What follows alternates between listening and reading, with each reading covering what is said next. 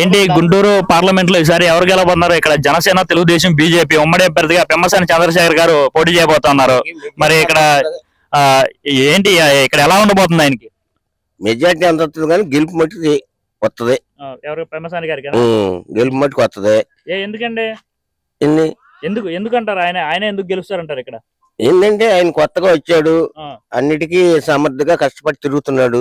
అందరు అన్ని చేత గుంటూరు గాని, జనాలు గాని, పల్లెటూర్లు గాని పేరు వచ్చింది. దాని మీద గెలుస్తాడని అనుమానం. అది ఆయన ఇంతమంది కాలంలో చేయలే. కొంచెం ఇదిగా ఉంది అనేది తెలిసింది. ఇక మనోహర్ గారు అయితే ఆ భార్య గాని ఆయన గాని కష్టపడుతున్నారు. త్యాగం చేశారు ఈ వరకు, ఇప్పుడు కూడా కష్టపడుతున్నారు. ఇద్దరు ఫుడ్ నీళ్ళు లేకుండా ఊరు తిరుగుతున్నారు, గడప గడప తిరుగుతున్నారు. ఏకగ్రంగా బాగా మెజార్టీతో మనోహర్ గారు గెలుస్తాడు. ఇక దానికి తిరుగులేదు. ఆయన త్యాగానికి, వాళ్ళిద్దరు త్యాగానికి తిరుగులేదు. ఇంకా పవన్ కళ్యాణ్ గారి వ్యవహారం చూస్తే అది చెప్పచ్చా? చెప్పండి. పవన్ కళ్యాణ్ వ్యవహారం చూస్తే ఆయన ఇన్నాళ్ళు 2 తరాలు దెబ్బతిన్నా ఈ తరం బాగా మెజార్టీతో ఆయన పార్టీ వస్తుంది. పవన్ కళ్యాణ్ గారు ఆయన కష్టపడుతున్నాడు. మొన్న ఆయన జ్వరం తగిలితే చాలా మంది బాధపడ్డారు. తెనాలి వస్తానికి నేనే పూజలు చేపించా ఆయన కోసం, మనోహర్ గారి కోసం, ఆయన కోసం.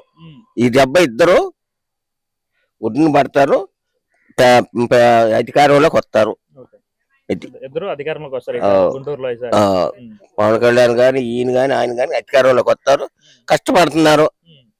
మరి ఇప్పుడు మూమెంట్ మట్టికి పవన్ కళ్యాణ్ గారు కానీ, మనోహర్ గారు కానీ, ఈయన గాని దృష్టిలో బాగా వస్తాడని ఆలోచన వచ్చింది నాకు.